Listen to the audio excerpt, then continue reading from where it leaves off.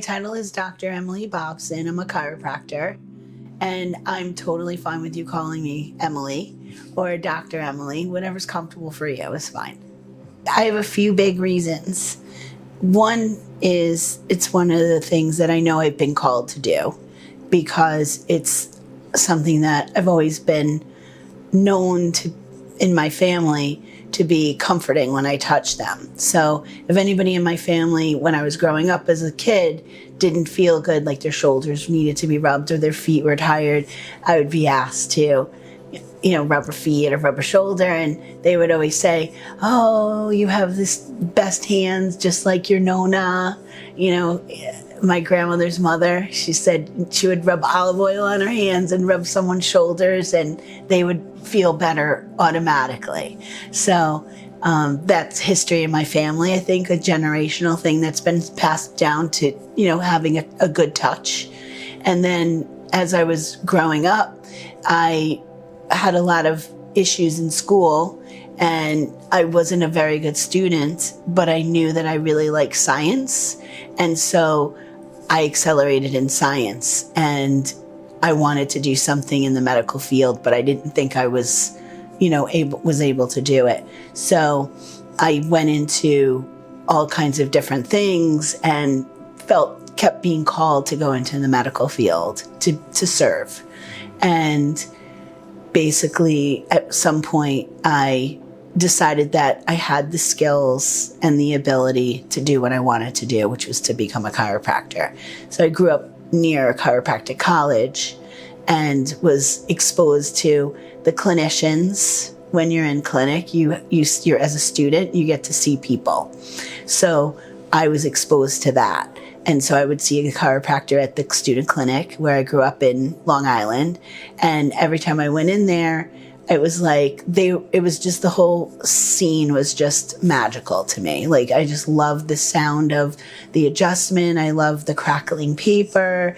I thought the clinicians were warm and accessible, and I saw the relief and the healing that would occur after the adjustment. So that was something that was kind of in my head that would be a great thing for me to do. So it was a good match for me. I went to Life University. I chose that place because I learned that the college that I was working at the time was moving up to Seneca Falls. It was in Long Island, so it was leaving New York area. So I had a choice if I wanted to go to the college that I was familiar with, that I had worked at and that I had gone to clinic, met clinicians, or I was going to go to another college. And because New York Chiropractic at the time was in transition and wasn't offering as many techniques available that Life University was, I chose to go to Life. So they offered a minimum, I think at the time it was like 15 different ways of adjusting, different techniques.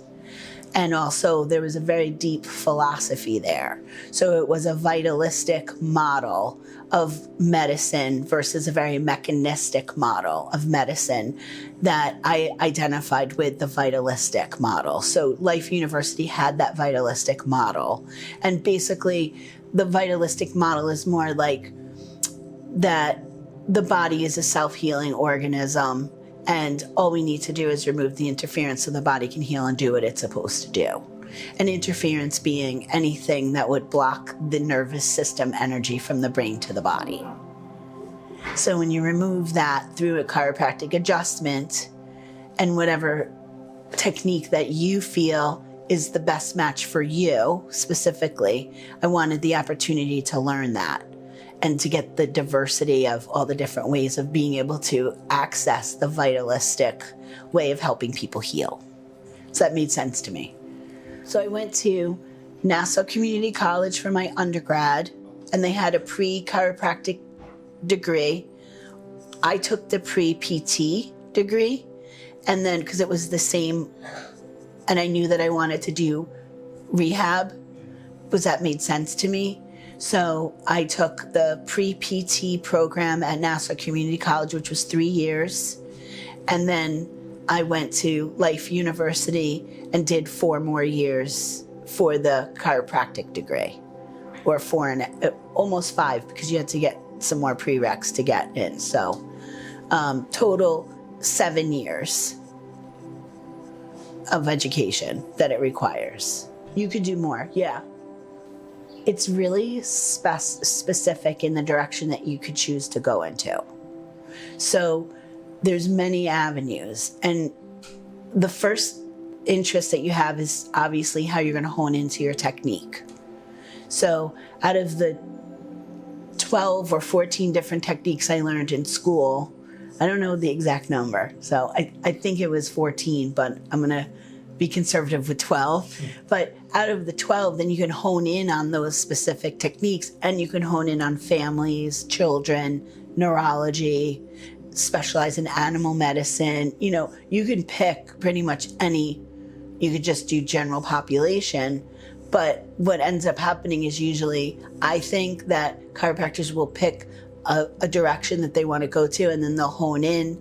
And for me specifically, I really like working with babies and moms and families. So I tend to have that I've gone in that direction. So I certified in Webster technique, and now I'm doing 60 hours to certify in pediatrics. So that's on top of the education. And then you have to have about minimum of 32 hours every 3 years to keep in New York State to keep your license. So you have to do 12 hours a year, right? So you could just do the 12 hours, or you could do just whatever interests you. So I tend to average about 35, 40 hours a year that I get, because I really like the field and I always want to learn as much. You can learn about techniques, so I learn different techniques or honing in on the techniques I already do. So I'm certified in like Webster, toggle recoil, which is upper cervical, Thompson technique, SOT technique, which is sacral occipital technique, muscle testing, kinesiology. So there's it's a rabbit hole. Like you could certify in many different things that would benefit, you knowing your field better and helping people, whatever would be good for someone specifically. Not everybody responds to the one technique you learn in some of the other chiropractic schools. Like a lot of these schools will only teach one technique, and then anything you want to learn after that is on you. But I was lucky enough to get exposure to many techniques, and then to be like, this would work for this type of person, this would work for another type of person. So it gives you, I think you should learn as many as you can. The main thing with this field, chiropractic field, is it is not for someone who isn't passionate about what they do. Because you're working with so many people on so many different levels. And it's so important to be able to not only know not only be good at what you do as far as like your books, like getting through school and having A's, right? That's important that you're good, that you can master the material. But the most important thing is that you can master being a human, being humanistic and liking people and willing to do whatever it takes to figure out what's going to be the best for the people that you're serving.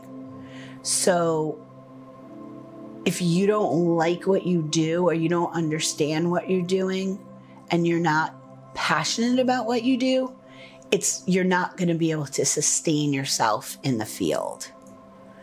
So meaning you would probably get burnt out way before you would even hit your stride, because if you're not committed and passionate to this field, you're not going to be able to build your practice in a way that's going to sustain you and sustain the people you're working with, like your patients or your clients.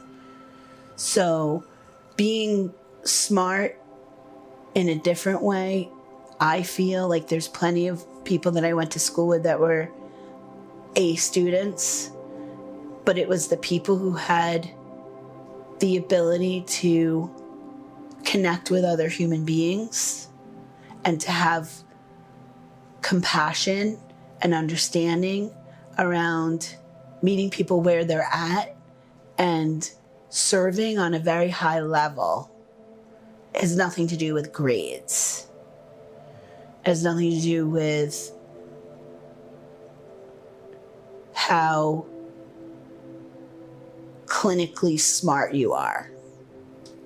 It has to do with the willingness to serve humanity on a very high level.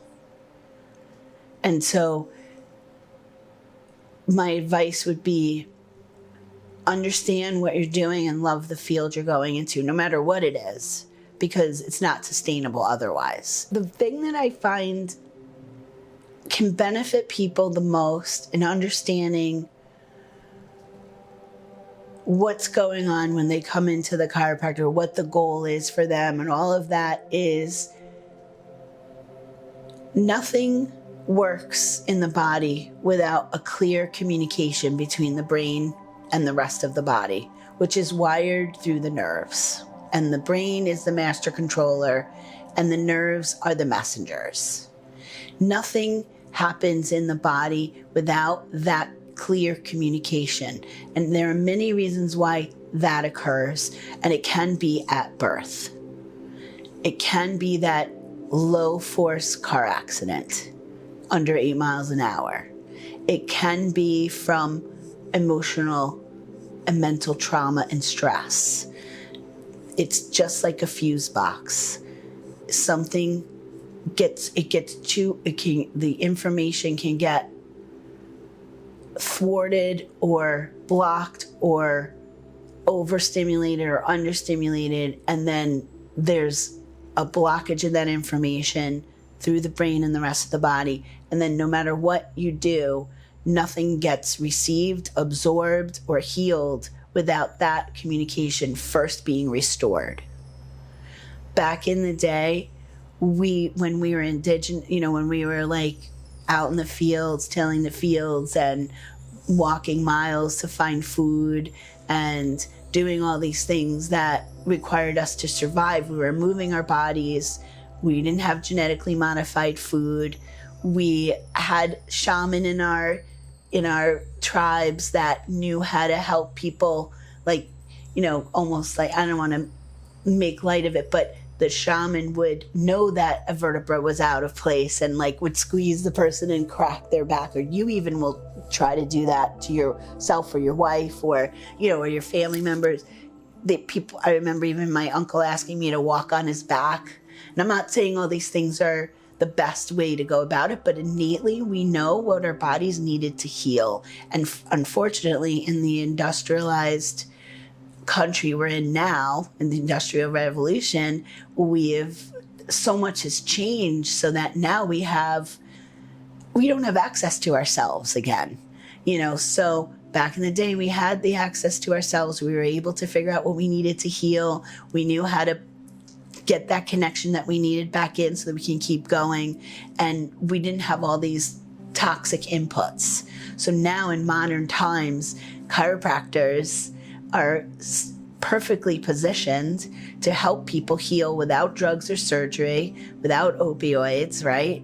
Help people get not only out of pain, but more connected to their bodies. So the thing I like to explain to people is our bodies are self-healing organisms. All we need to do is get out of the way and also help remove the blocks towards healing. So whatever that is or however that is, I feel like chiropractic is perfectly positioned, or going to a chiropractor, to start or help you in that process so that you can be the best that you can be and express the most that you are. That can be in many different ways, different types of adjustments, different types of ways that there's an art to it as well. So everyone's going to respond to a different thing. So if I said advice is, I've heard a lot of people say chiropractic doesn't work, or my doctor told me not to, or that it's dangerous, or any of those things. So if you ask me, the main thing I would say is don't listen to anyone about advice about not to do something like chiropractic, learn for yourself, find the right person that matches you, because there's many good chiropractors, right? So don't go through a lifetime of being dim and in pain because someone told you something that was not true, or their poor experience or their fear around something they don't understand. So I would say, don't do that, don't do that.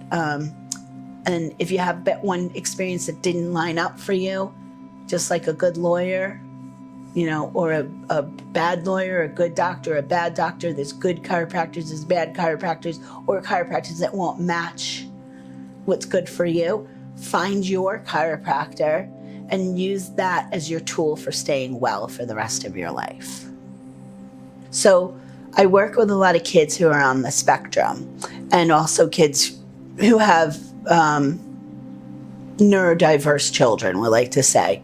So that means that they're not able to fully express who they are, right? So some of them might have some communication skills where they're nonverbal or something like that, or they're not able to express what's inside of them on the outside. And one of my most memorable ones is a young girl. Her mom was coming in to see me, still coming in. Her mom was coming in to see me, and their family is quite extraordinary because they adopt children who are in need. So she has 4 children that are in need, and one of them profoundly in need. And so mom was coming into me regularly to get adjusted, and her body was so tight and so tense because she was under so much pressure and stress to take care of her family, and she was doing a fabulous job and a high calling, but she was like, you would touch her and she'd be like hard as a rock. So after about a month or 2 of care, she started to really shift and change and soften up. And she said to me one day, "Do you think that this would help my oldest daughter, who has severe autism and also Down syndrome?" So I said, "If she has a spine, then we can help her. If she needs connection from her brain to her body, we can help her." And I said, "We'll be clear on, the reality of this is there's nothing wrong with your daughter. It's just a matter of helping her express who she is better and to work with what she's been given. So we're not going to try and fix or change her. What we want to do is make it easier for her." So she really understood that and you could tell that there was like a relief around it. So she brought her in, and I made a special time so that nobody else was here, so that she can get to know us and we can get to know her. And that's what I like to do with my kids who are in that kind of situation, so that they have space and I can observe and there's no pressure and other people aren't, making it tense or uncomfortable. So we had her come in on a Saturday morning, and I got to spend like a half an hour watching her and getting to know her and talking to her and finding out what the goals are and, really connecting. And right away, within about 3 visits, I was able to get her to lay down on the table and very gently get adjusted. And I did a lot of like tonal work, which was like SOT and cranial sacral. And we started with her hands, we went to her feet, and now we're no problem getting, gently to her neck. So we're on, I think at this point, probably we see her once a week. She was integrated into the regular visits, regular time frame that we have the patients come in. So now they come in when everybody's here. There's no problem. Her daughter knows exactly what to do when she comes in. So her mom said there's nothing that her daughter will do willingly except for get up and come to Dr. Emily's. So they'll be at the dinner table, and her mom can say, if after dinner, we're going to go see Dr. Emily. Literally everything she asks her to do, she does, and then willingly waits at the car for her after dinner to get in the car and come here.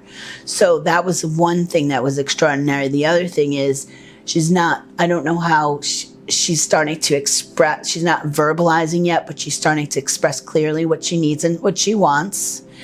And she was, at the time when we were seeing, she had a lot of weight on her. The weight is coming off, which is really big.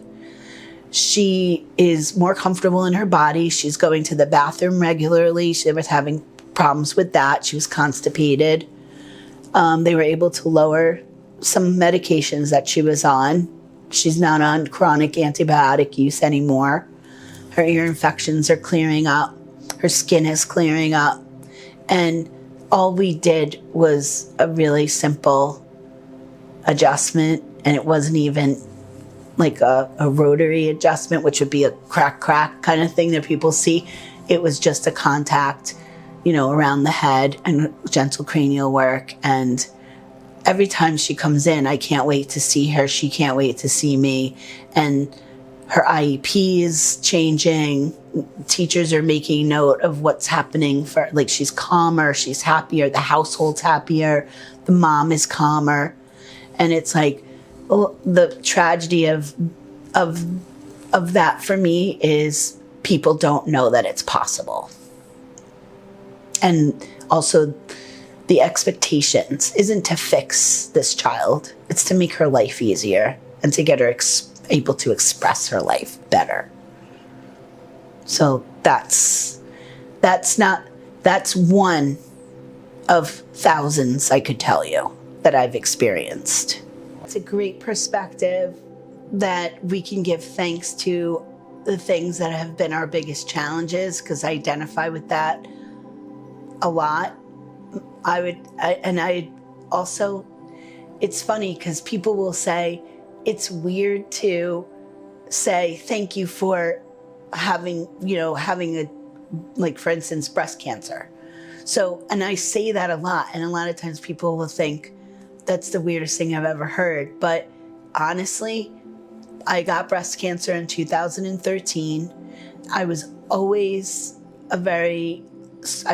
did a lot of service work. I worked in shelters. I've done a lot of work with O positive. I've done a lot of work, at Mountain Jam, like back in the day, for all the artists and musicians. Like, I'm really into making sure people that can express their art, because that's how the world gets better and healed, as everybody can express their art.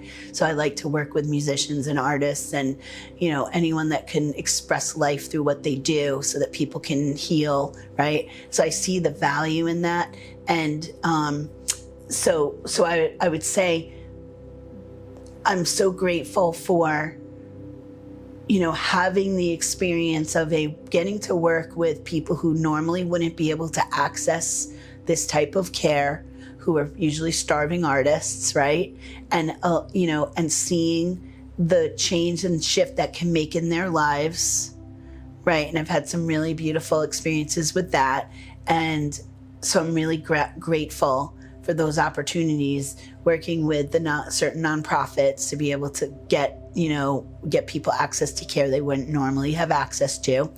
And also, my own experience with being sick and having to navigate through the healthcare system, and how inaccessible it is to certain people. And that being a tragedy has given me a drive to be able to make sure that people can access any kind of alternative care. And I don't even like to say alternative, I would say complementary care, because chiropractic shouldn't be considered an alternative.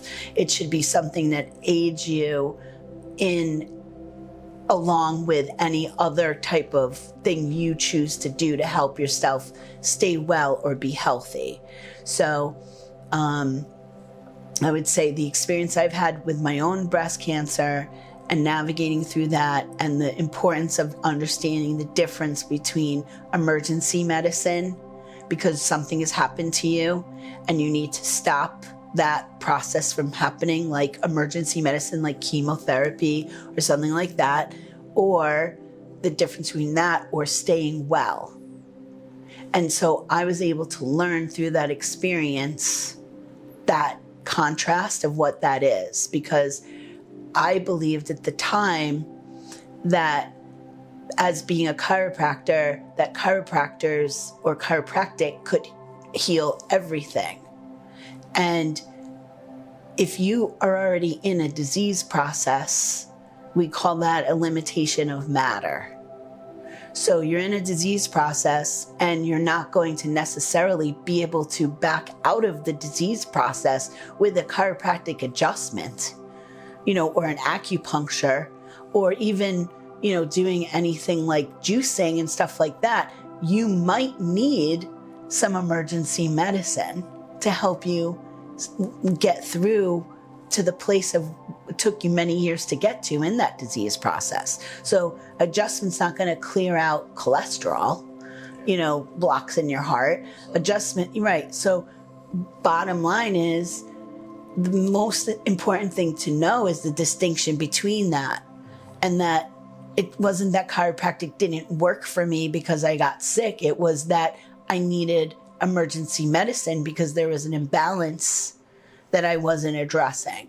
So the combination of working with something that could help save my life and then learning how to get into a prevention model of what can I do to prevent that from happening again, then you start to figure out the balance in life. So that was my greatest teacher, was getting the fear of God in me of getting so sick, and then saying, I can use chiropractic care and other complementary methods, but I can also use modern medicine, and allowing yourself the process of working on the 3 reasons why we all get sick, which could be a structural reason, a chemical reason, or an emotional stressor that's been chronic your whole life. So addressing all of those modes of figuring out where the imbalance is in your life and knowing it's never just one thing, and then be able to stay well instead of preventing an illness, which is so much harder to do. So I hope that answers the question around my greatest teacher. And then I would have to say my greatest supporter have been my children, and then my partner now, Bruce, and then my extended family. So now I have 6 kids, and through meeting my partner, Bruce, and we share, this family of mine, and that's of ours, and that's given me the greatest motivator to make a better world and to do my part in, staying here, being well, and sharing that knowledge, for my children and the rest of the planet, because it's all about family and connection and making sure we're all good and community, and right. So that's my greatest inspiration is absolutely my family and my extended family and my partner, who's been incredibly supportive. The best thing you can do for your health and healing are free: water, sunshine, breath, connection, love, hugs, sleeping, right? And make sure that anything you have going on where you're holding on to anger, frustration, any of that you address it. It doesn't go away, right? So anger, upset, all of that, it hurts you more than it hurts someone else.